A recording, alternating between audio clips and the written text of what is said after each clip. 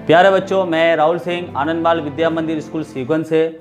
मैंने आपको पिछले वीडियो में केंद्र सरकार की योजना के बारे में बताया था। आज हम राज्य सरकार की दो योजनाओं के बारे में अध्ययन करेंगे। पहली योजना जो है वो है चंबल परियोजना। चंबल परियोजना जो हमारे राजस्थान की महत्वपूर्ण परियोजना है, ये राजस्थान और मध्य प्रदेश की संयुक्त परियोजना है। दो राज्यों की संयुक्त परियोजना है चंबल, राजस्थान और मध्य प्रदेश की संयुक्त परियोजना है। इस परियोजना पर 3 बांध बनाए गए, ठीक है, और 3 चरणों में इसको बांटा गया है। इस परियोजना को 3 चरणों में इसको बांटा गया है। कितने चरणों में? 3 चरणों में। प्रथम चरण, द्वितीय चरण और तृतीय चरण। प्रथम चरण जो है वो है मध्य प्रदेश राज्य के मंदसौर जिला, मध्य प्रदेश का जो जिला है मंदसौर, वहां पर एक बांध बनाया गया, उसका नाम है गांधी सागर बांध। कौन सा बांध है? गांधी सागर। यहां से प्रश्न बनता है कि गांधी सागर बांध किस राज्य में है, तो आप बता देना गांधी सागर बांध मध्य प्रदेश के मंदसौर जिले में है।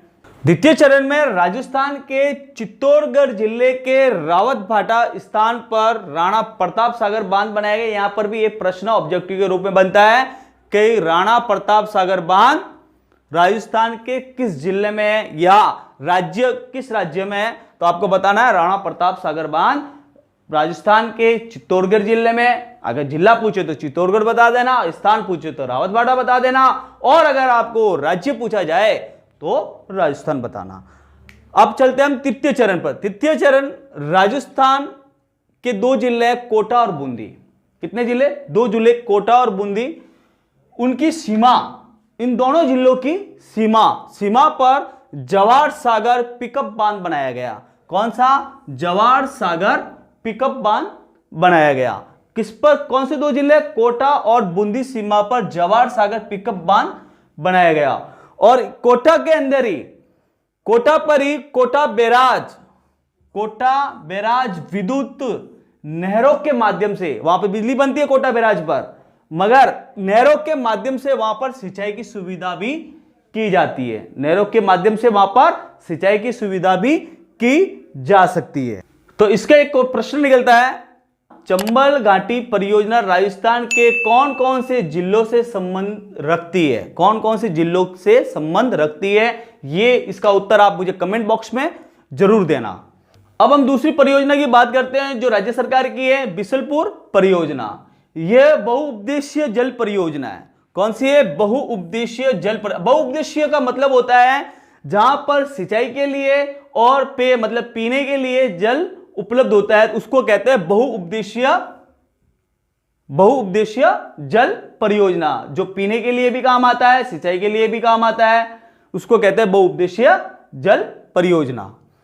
ये टोंक, राजस्थान का जो जिला है टोंक जिले के डोडा राय सिंह कस्बा, टोंक जिले के अंदर एक कस्बा है, उसका नाम है डोडा राय सिंह कस्बा, के पास बिसलपुर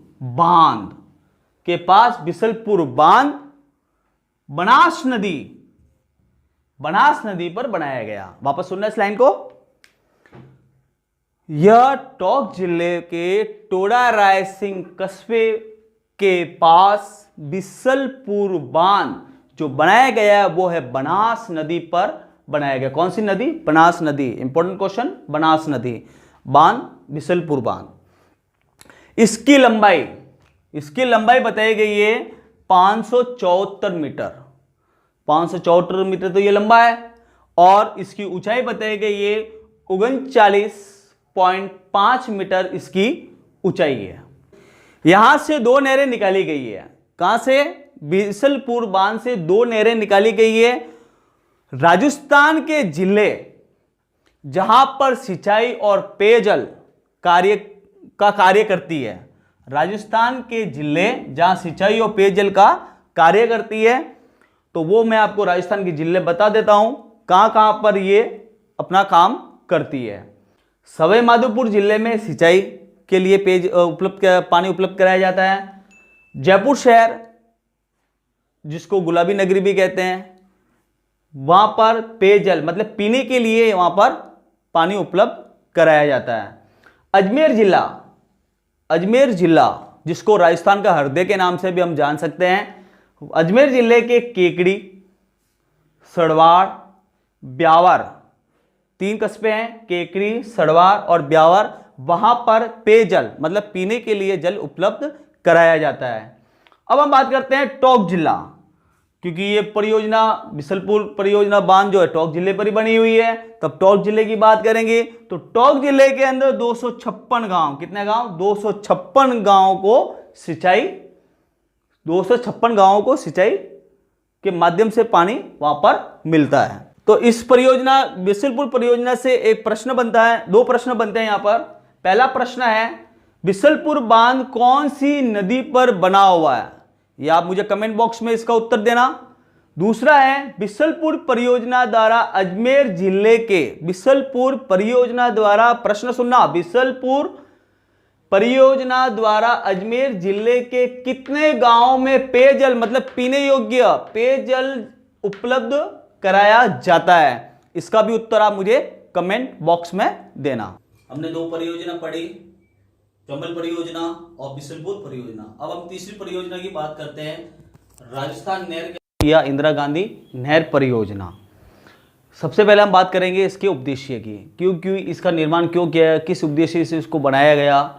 उद्देश्य, थार मरुस्थल में पेयजल आपूर्ति, जो राजस्थान के 12 जिले इस मरुस्थल के क्षेत्र अंतर्गत आते हैं और वहाँ पर पेयजल आपूर्ति, व्यर्थ भूमि, जो व्यर्थ भूमि है उसको उपजाऊ बनाने के लिए, सिंचाई के लिए के उपयोग तथा अंतर्राष्ट्रीय सीमा पर आबादी, वहाँ पर उस सीमा के ऊपर जो जितने भी हमारे जिले या कस्बे हैं वहाँ पर आबादी बसाने के उद्देश्य से इस नहर का निर्माण किया जाता है, क्योंकि वहाँ पे लोग आराम से रह सके। अब हम बात करते हैं आगे निर्माण। अब इसका निर्माण कैसे? पंजाब राज्य में सल्तनत, ध्यान रखना, पंजाब राज्य में सल्तनत व रावी नदी, 2 नदियां, एक तो सल्तनत और एक रावी नदी के संगम का मतलब दोनों का मिलन, संगम पर स्थित हरि के बैराज से इस नहर को निकाला गया है।